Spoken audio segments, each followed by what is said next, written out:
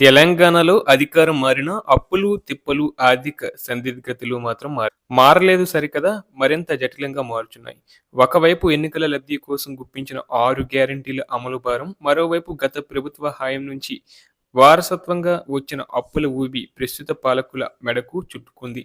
ఈ రాజకీయ చదరంగంలో ఇప్పుడు అత్యంత సంక్లిష్టమైన సమస్యగా మారింది ప్రభుత్వ ఉద్యోగుల పదవి విరమణ సంక్షోభం.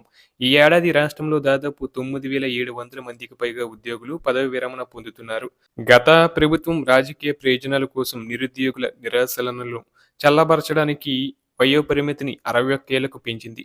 కానీ ఆ తాత్కాలిక ఉపశమన కాలం ముగిసి ఇప్పుడు ఒకేసారి వేలాది మంది రిటైర్డ్ అవుతుండటంతో గ్రాట్యుటీ, పెన్షన్ల రూపంలో వేల కోట్ల రూపాయలు తక్షణ చెల్లింపుల భారం ప్రస్తుత ప్రభుత్వంపై పడింది. ఇది ముమ్మాటికి గత ప్రభుత్వ రాజకీయ వ్యూహాల లోపమే అయినప్పటికీ ఇప్పుడు దీనిని ఎలా అధిగమిస్తారనేది ప్రస్తుత పాలకుల సమర్థతకు పరీక్షగా నిలిచింది. Controller and editor general CAG నివేదికల ప్రకారం తెలంగాణ రెవెన్యూ లోటు 9,235 కోట్లకు చేరడం వెనుక కేవలం ఆర్థిక కారణాలే లేవు. బలమైన రాజకీయ కారణాలు ఉన్నాయి.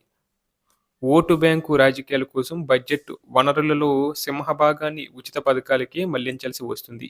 దీంతో రాష్ట్ర ప్రగతికి బాటలు వేసే పెట్టుబడి వ్యయం దారుణంగా కుంటుపడుతుంది. కాగు నివేదికలు హెచ్చరిస్తున్న పాలకులు, ప్రాధాన్యతలు మాత్రం కేవలం తదుపరి ఎన్నికలను దృష్టిలో పెట్టుకునే సాగుతున్నాయి.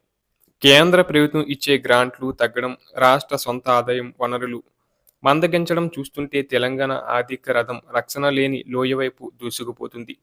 తెలంగాణ పన్నుల ద్వారా వచ్చే ఆదాయం ఆశాజనకంగా ఉన్నప్పటికీ అనుత్పాదక వ్యయాలు, ఉచిత పథకాలకు జరుగుతున్న నగదు బదిలీల వల్ల పెట్టుబడి వ్యయం కుంటుపడుతుంది. ప్రస్తుత బడ్జెట్ అంచనాలలో సైతం 6 గ్యారంటీల కొరకే దాదాపు 21-24% రెవెన్యూ ఆదాయాన్ని కేటాయించాల్సి వస్తుంది. ఈ నేపథ్యంలో ఉద్యోగులు, చేతబత్యాలు, పెన్షనర్ల భారం రాష్ట్రాన్ని రక్షణ లేని ఆర్థిక లోయలోకి నెట్టే ప్రమాదం కనిపిస్తుంది. తెలంగాణ ఉద్యమంలో సింహభాగం పాత్ర పోషించిన ఉద్యోగ ఉపాధ్యాయ వర్గాలు నేడు తమ సొంత హక్కుల కోసం ప్రభుత్వాల చుట్టూ తిరగాల్సి రావడం పెద్ద రాజకీయ వైరుధ్యం. 6 విడతల కరువు భత్యం బకాయిలు పెండింగ్ ఉన్నాయి. కొత్త పే రివిజన్ కమిషన్ సిఫార్సులు అమలుపై ప్రభుత్వం కాలయాపన చేస్తుందన్న విమర్శలు తీవ్రమవుతున్నాయి.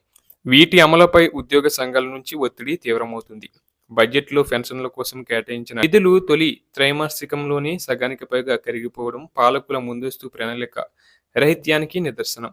నిధుల కొరతను కచ్చిపుచ్చుకోవడానికి తాత్కాలిక ఉద్యోగుల క్రమబద్ధీకరణ, ప్రయోజనాలపై ఆర్డినెన్స్ తేవడం వంటి చర్యలు కేవలం కాలం వెళ్లదీసే రాజకీయ ఎత్తుగడలే తప్ప సమస్యకు శాశ్వత పరిష్కారం కావు. బడ్జెట్లో పెన్షన్ల కోసం కేటాయించిన 14,736 కోట్లలో ఇప్పటికే దాదాపు సగానికి పైగా నిధులు తొలి త్రైమాసికంలోనే ఖర్చయిపోయినట్లు గణాంకాలు చెబుతున్నాయి. హైకోర్టు సైతం విశ్రాంత ఉద్యోగుల ఆర్థిక ప్రయోజనాలను సకాలంలో చెల్లించాలని పదే పదే ఆదేశిస్తుంది.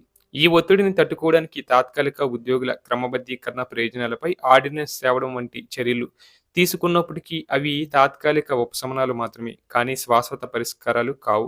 గత ప్రభుత్వ ముందస్తు ప్రణాళిక రాహిత్యం, ఇటు ప్రస్తుత ప్రభుత్వ ఎన్నికల హామీల ఒత్తిడి, ఈ రెండింటి మధ్య నలిగిపోతున్నది రాష్ట్ర ఖజానా మాత్రమే.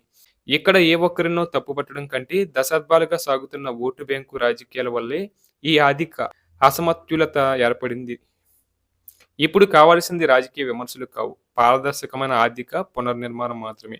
గత ప్రభుత్వం తప్పులను ఎత్తి చూపుతూ శ్వేతపత్రాలు విడుదల చేయడానికే పరిమితం కాకుండా ప్రస్తుత పాలకులు తమ సంస్కరణల వైఖరిని స్పష్టం చేయాలి. కేవలం భూములు, అమ్మకాలు, మద్యం ఆదాయంపైనే ఆధారపడే ధోరణిని వీడి దీర్ఘకాలిక పారిశ్రామిక, ఐటీ-యేతర పెట్టుబడులను ఆకర్షించేలా వ్యూహాత్మకంగా వ్యవహరించాలి.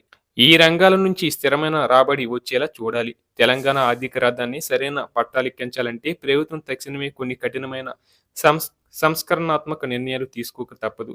కేవలం అప్పులపైనే ఆధారపడకుండా సంక్షేమ పథకాలలో లబ్ధిదారుల అర్హతలను పునఃసమీక్షించి దుర్వినియోగాన్ని అరికట్టాలి. పదవీ విరమణ పొందే ఉద్యోగుల క్లెయిమ్లను ఒకే విడతలో కాకుండా బాండ్ల రూపంలోనో లేదా వడ్డీతో కూడిన దశలవారీ చెల్లింపుల రూపంలోనో సర్దడానికి ఈ ఉద్యోగ సంఘాలతో సానుకూల చర్చలు జరపాలి. అభివృద్ధి, సంక్షేమ పథకాలు ఎంత ముఖ్యమో దశాబ్దాల పాటు ప్రభుత్వానికి సేవలు అందించి విశ్రాంతి తీసుకునే ఉద్యోగుల హక్కులను కాపాడటము అంతే ముఖ్యం. పాలకులు రాజకీయ లబ్ధిని పక్కన పెట్టి దీర్ఘకాలిక ప్రణాళికలతో వ్యవహరించకపోతే భవిష్యత్తు తెలంగాణ తీవ్ర ఆర్థిక సంక్షోభాన్ని ఎదుర్కోవలసి వస్తుంది. ఎన్నికల రాజకీయ కోణంలో చూస్తే బకాయిలు అందరి రిటైర్డ్ ఉద్యోగస్తుల కుటుంబాలు ఆగ్రహానికి గురికావాల్సి వస్తుంది.